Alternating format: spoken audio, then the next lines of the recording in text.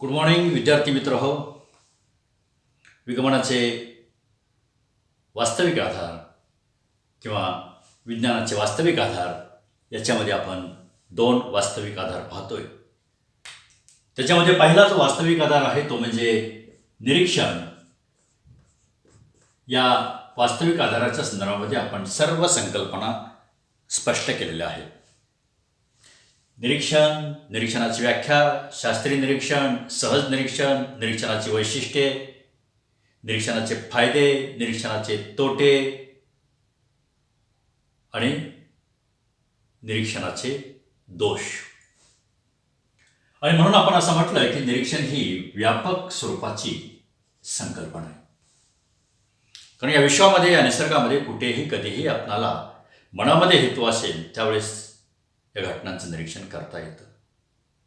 याच सोबत क्रमांक 2चा विगमनाचा आणि विज्ञानाचा वास्तविक आधार जो आहे तो म्हणजे प्रयोग, एक्सपेरिमेंट, ऑब्झर्वेशन अँड एक्सपेरिमेंट, प्रयोग. याच वास्तविक आधाराची आज आपण चर्चा करणार आहोत.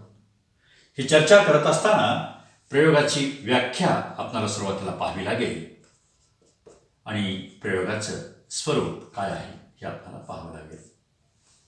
मित्र हो, मी आधीच स्पष्ट केलं होतं की विगमनाचे जे दोन वास्तविक आधार आहेत, या दोन वास्तविक आधारांमध्ये पहिला जो वास्तविक आधार निरीक्षणाचा आहे तो व्यापक स्वरूपाचा आहे आणि जो दुसरा प्रयोग आहे तो मर्यादित आहे. हे आपण स्पष्ट केलं होतं. या संदर्भामध्ये बोलताना किंवा आपल्याला असं स्पष्ट करता येतं की प्रयोग हा कोठे केला जातो तर फक्त प्रयोगशाळेमध्ये केला जातो. निरीक्षण हे कुठं केलं जातं तर सगळीकडे केलं जातं. म्हणजेच निरीक्षणाची व्याप्ती अधिक आहे, आपण सुरुवातीपासून असंच म्हणतोय, आणि प्रयोगाची व्याप्ती ही मर्यादित आहे. प्रयोग हा निरीक्षणासारखा कुठेही करता येत नाही. प्रयोग हा फक्त आणि फक्त प्रयोगशाळेतच करता येतो. किंवा त्याची डेफिनेशन जर करायची असेल तर डेफिनेशन्स असे करता येईल आपल्याला की जे काही वातावरण आहे त्या वातावरणामध्ये, म्हणजे जे नैसर्गिक वातावरण आहे त्या नैसर्गिक वातावरणामध्ये आपण स्वतःहून बदल घडवून आणला की तिथं प्रयोगाला सुरुवात होते. त्यालाच प्रयोग असं म्हटलं जातं. एक सोपी व्याख्या. किंवा असणारं जे काही वातावरण आहे त्या वातावरणामध्ये आपण नियंत्रण प्रस्थापित करायचं, म्हणजे तिथं हस्तक्षेप आपण करतो. प्रयोगकर्त्याला, संशोधकाला, वैज्ञानिकाला तिथं त्या वातावरणात नियंत्रण ज्यावेळेस आपण प्रस्थापित करत असतो त्याला प्रयोग असं म्हटलं जातं. किंवा फ्रान्सिस बेकन सारखा तत्वज्ञ असा म्हणतो, वैज्ञानिक असा म्हणतो की निसर्गाला प्रश्न करणे, निसर्गाला प्रश्न करणे म्हणजेच प्रयोग होय. अगदी एका वाक्यात आपल्याला प्रयोगाची व्याख्या करता येईल. या 2 ते 3 व्याख्या ज्यावेळेस आपण प्रयोगाच्या करतो त्यावेळेस प्रयोगाचं स्वरूप आपल्याला स्पष्ट करता येतं. ते असं की प्रयोग आपण एक वस्तू किंवा व्यक्ती पाहिल्यानंतर सुरू करता येतो असं नाही. प्रयोग ही एक निरीक्षणाचीच दुसरी बाजू आहे. यालाच प्रायोगिक निरीक्षण असंही म्हटलं जातं. कारण प्रयोगाची सुरुवात ही निरीक्षणापासूनच होते आणि शेवटही निरीक्षणापासूनच होतो. प्रयोगामध्ये सिद्धता आपणाला प्राप्त करावी लागते, सिद्धता आपणाला द्यावी लागते. निरीक्षणापासून आपण सुरुवात करत असतो आणि प्रयोगानं आपण शेवट करत असतो. म्हणजेच निरीक्षणाचाच एक भाग प्रयोग म्हणून आपण स्वीकारतो. त्यावेळेस तो प्रयोग आणि निरीक्षण या दोन्हींमध्ये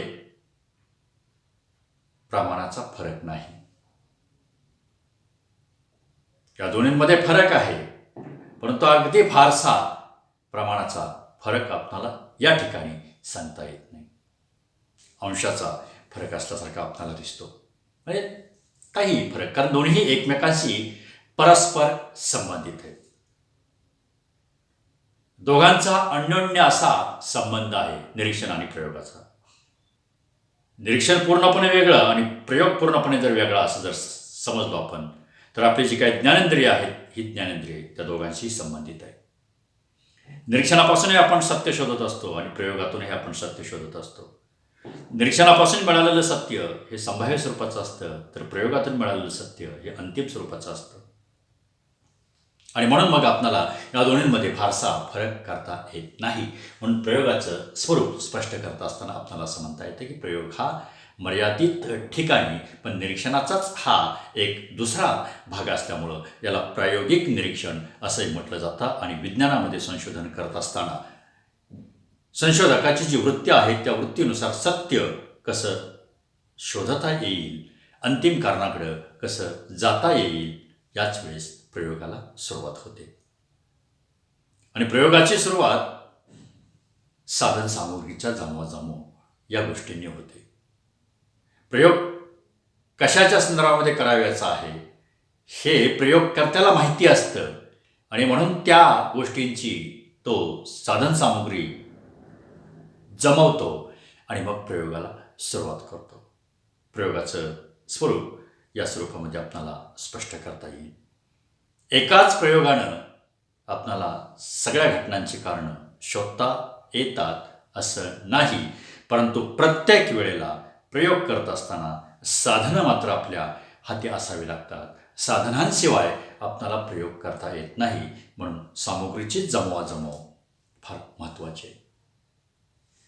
याच संकल्पनेमध्ये की जसं आपण निरीक्षणाचे फायदे पाहिले, निरीक्षणाचे तोटे पाहिले, तसंच आपण प्रयोगाची व्याख्या, कारण मर्यादित कन्सेप्ट असल्यामुळं प्रयोगाची व्याख्या पाहिल्यानंतर आज एक आपण प्रयोगाचे फायदे काय आहे ते आपण पाहूया.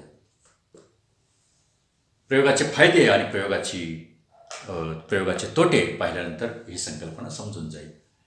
प्रयोगाचे फायदे म्हणजेच प्रयोगाची वैशिष्ट्ये. तर सकारात्मक बाजूने ज्यावेळेस आपण एखाद्या वस्तूच्या आणि घटनेच्या संदर्भामध्ये संशोधन करत असतो त्यावेळेस ते संशोधन हे पूर्वनियोजित असतं. प्रयोगाचा हा एक महत्त्वाचा गुणधर्म आहे. पूर्वनियोजित प्रयोग असतो. आपण पूर्वनियोजन केल्याशिवाय प्रयोगाला सुरुवात करता येत नाही. म्हणजेच प्रयोगकर्त्याच्या मनामध्ये एक विशिष्ट स्वरूपाची कल्पना असायला पाहिजे. प्रयोगकर्त्याची वृत्ती ही शांत असायला पाहिजे. प्रयोगकर्त्याची वृत्ती ही एकाग्र असायला पाहिजे. प्रयोगकर्त्याकडे बुद्धिमत्ता असायला पाहिजे. प्रयोगकर्ता हा शांत असायला पाहिजे आणि संयमी असायला पाहिजे. याच जोडीला जिज्ञासू वृत्ती, जिद्द, चिकाटी आणि मेहनत घेणारा हा संशोधक प्रयोगकर्ता असायला पाहिजे. हे सगळे गुण ज्यावेळेस एकत्रित येतात त्याच वेळेस खऱ्या अर्थानं तो संशोधक प्रयोगाला सुरुवात करेल. कन्सेप्ट क्लिअर नसताना कशावरती आपणाला प्रयोग करावयाचा आहे हेच जर प्रयोगकर्त्याला माहीत नसेल तर कोणताही प्रयोगकर्ता प्रयोग करणार नाही. आणि म्हणून प्रयोगकर्त्याला पुढं काय होणार आहे हे माहिती असतं आणि म्हणून तो प्रयोग करत असतो. हा प्रयोगाचा फायदा आहे. प्रयोगाचा आणखी एक फायदा आपल्याला सांगता येईल की निरीक्षण करत असताना निसर्गामध्ये घटना घडून गेल्यानंतर निरीक्षण आपल्याला करता येत नाही, पण प्रयोगामध्ये पुन्हा पुन्हा पुन्हा पुन्हा आपणाला संधी प्राप्त होते. कारण जो प्रयोग करता असतो तो प्रयोग करता त्या घटनेवरती पुन्हा पुन्हा प्रयोग करू शकतो.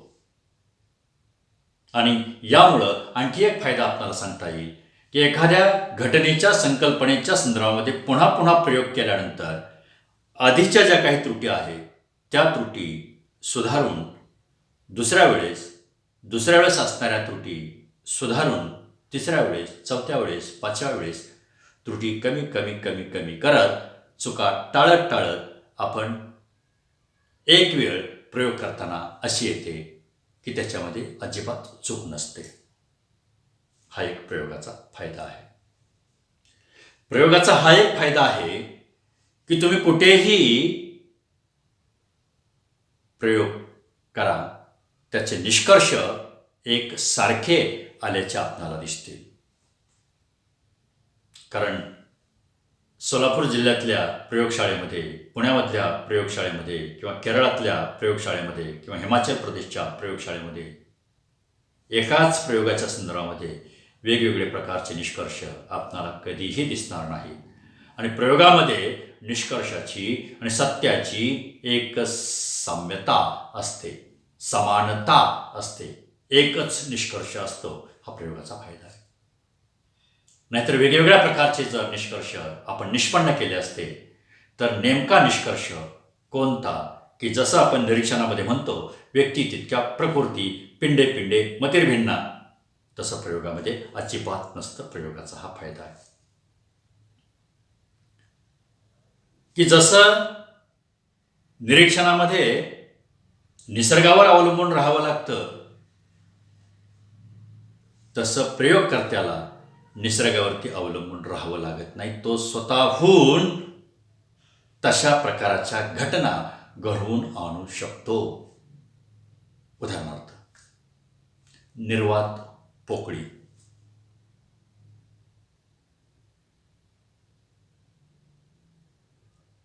निर्वात पोकळीसारखी घटना ही कृत्रिम स्वरूपामध्ये प्रयोगकर्ता घडवून आणू शकतो.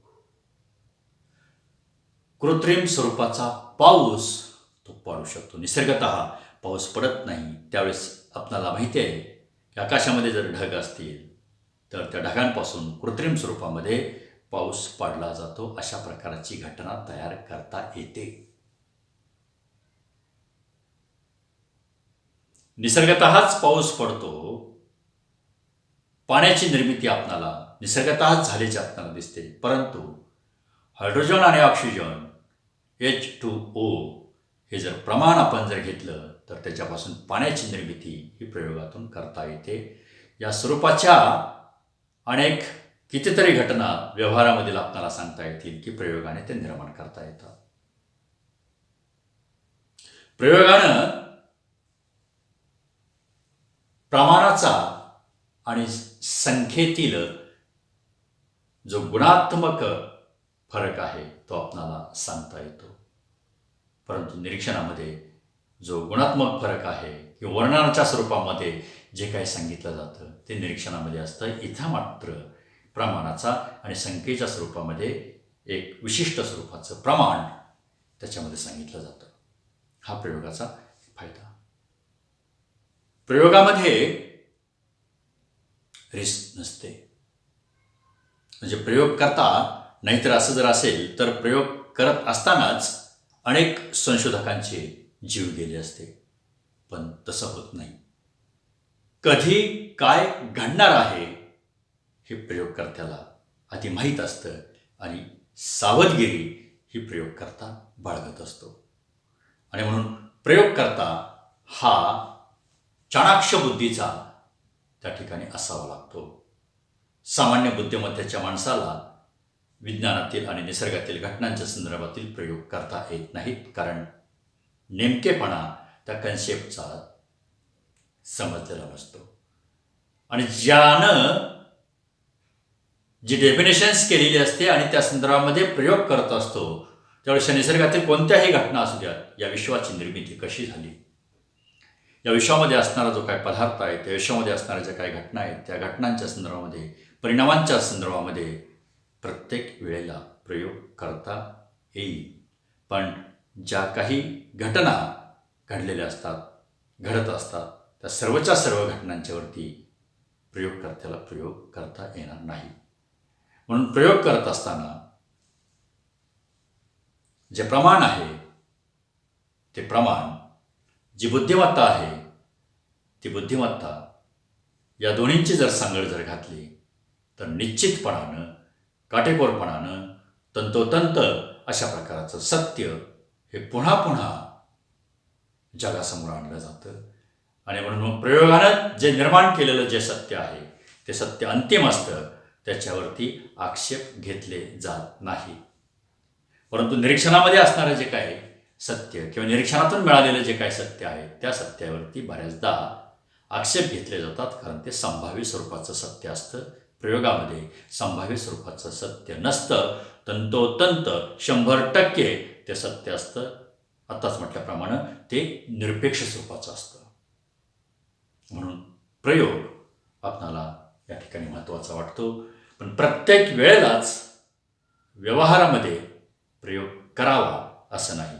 ज्यावेळेस आपल्याला निष्कर्ष मिळत नाहीत, ज्यावेळेस आपल्याला सत्य सापडत नाही, त्यावेळेस निरीक्षण, त्याच्यातूनही संभाव्य स्वरूपाचं जर सत्य येत असेल, तर मग डेफिनेशन्स जी आपण केलेली आहे की निसर्गाला प्रश्न विचारणे, कृत्रिम स्वरूपाचं वातावरण तयार करणं आणि असणाऱ्या वातावरणावरती नियंत्रण प्रस्थापित करणं, या ज्या काही गोष्टी प्रयोगाच्या स्वरूपामध्ये आपल्याला पाहायला मिळतील, या ज्यावेळेस आपण करत असतो त्यावेळेस त्याच्यातून सत्य आपल्याला सापडत असतं. मित्रहो, प्रयोगाचे हे 5 ते 6 फायदे आणि प्रयोगाची डेफिनेशन्स एवढीच गोष्टी या ठिकाणी आजच्या व्हिडिओमध्ये आपण पाहूयात. पुढच्या व्हिडिओमध्ये प्रयोगाचे तोटे, अगदी छोटीशी संकल्पना आहे, कारण फायदे आणि तोटे एकाच वेळेस जर घेतले तर फायदे कोणते आणि तोटे कोणते गल्लत होईल. म्हणून फायद्यांची चर्चा आपण एका भागामध्ये आणि तोट्यांची चर्चा आपण एका भागामध्ये पाहूयात. आणि प्रयोगाचे तोटे पाहिल्यानंतर हे युनिट संपेल. नंतर आपण नवीन युनिटला सुरुवात करणार आहोत. ते युनिट म्हणजे मिल्स मेथड. मिल्सच्या ज्या काही पद्धती आहेत संशोधनाच्या, त्याला आपण सुरुवात करणार आहोत. नवीन टॉपिक आहे तो. मित्र, आजच्या व्हिडिओमध्ये आज आपण इथंच थांबूयात. धन्यवाद.